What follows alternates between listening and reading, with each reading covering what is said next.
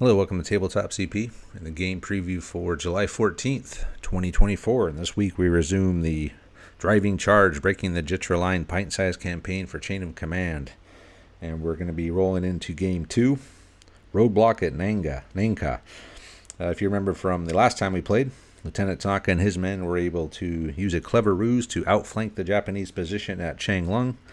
And they were able to secure the bridge before it could be blown up, which means that Japanese tanks are now going to be able to roll freely on to the next scenario. I tried my best to mimic the look of the map in the campaign booklet. So I bought some new sand, went a little crazy with it to kind of recreate the rice fields. I was hoping the sand would be a little browner than it was when it showed up, but it does look different enough from the road. So the sandy part is all rice paddies, and then I use literally every piece of lichen I have to create the bund walls around the paddies. It's not exactly how it is in the book, but it gets the point across. Both forces in this campaign are going to get 10 points of support the first time it's played. If it goes a second time or a third time, the Japanese will get increased force support.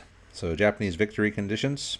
This is the delaying action scenario. The Japanese can capture the British line of communication marker and end the turn. They will trigger an immediate British rout. If the British router withdraw before the end of the first game turn, the Japanese may make a driving charge to scenario 3. This will reduce the British support in Jitra by 1. Meanwhile, the British victory conditions simply to delay with the retaining force. The British objective here is simply to delay whilst retaining a force in being. They cannot conduct any demolitions and must attempt to hold the position as long as they can. So pretty much they're just going to fight to the last man, try to inflict as many casualties as they can onto the Japanese.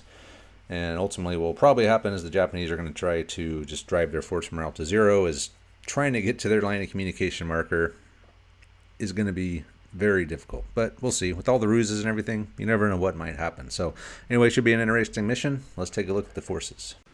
We begin with the Japanese platoon. Returning for their second game in the campaign, these guys are commanded by Lieutenant Uzumaki Tanaka and Gunso Umeki Shotaro. So we lost 3 guys for this game, 1 killed in action, 2 to return in the next game, which will be game 3. And the CO's opinion is at +2. The men's opinion is at +4, giving them +1 on their force morale. Tanaka's personal opinion is popular with a +1 on his force morale. And then we're going to get another +1 on our force morale for the Spirit of Bushido rule. So we're rolling in with +3 on our force morale roll to start the game, which is pretty solid. So the platoon is, again, commanded by Tanaka and his platoon sergeant. Platoon sergeant is an inferior senior leader. Then we're going to have 3 line squads. Each line squad is a 4-man LMG team, an 8-man rifle team, junior leader with rifle. And then the grenade discharger squad is going to be a junior leader with rifle, three grenade discharger teams, and I'm taking all 3 of the casualties out of the grenade discharger team. So all the rifle squads are going to be full strength, and then just down 3 guys in the grenade discharger squad. So with all their ruses, special rules, all the support they can bring, these guys are very solid.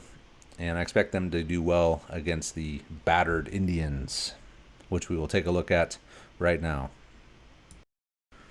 And here we have the 1/14th Punjabs. So these guys got beat to hell in the last game by Tanaka and his boys. CO's opinions -1. Men's opinions at -1.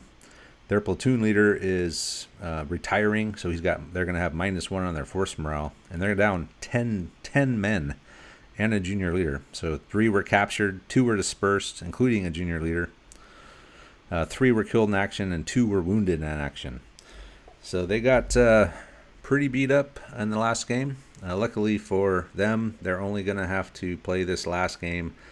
So they can just let it all hang out and hang around as long as possible, as long as their force morale will let them, and try to do as much damage to the Japanese as they can heading into the next game. So what we have here, I just put all of them out. I'm going to let Robert, who's going to be commanding the platoon again this week, decide how he wants to take the 10 guys out. So the base platoon is a junior or lieutenant senior leader with pistol. There's also an inferior senior leader with rifle. And we're going to have 2 rifle teams, big rifle squads that are individual teams with 11 guys and junior leader with rifle. And then we're going to have 1 team with the LMG, or 1 squad within, or 1 section, let's get the terminology right, with an LMG team, and then an 8-man rifle team with junior leader with rifle. And that's it. So we'll see what the battered Indian troops can do against the rolling Tanaka and his 5th Motorized Reconnaissance Platoon. So we're going to be playing this game on Sunday, July 14th at 11:30 Pacific time. And that'll be the live stream. And as usual, we hope you guys show up, say hi, and hang out with us. So we hope to see you then.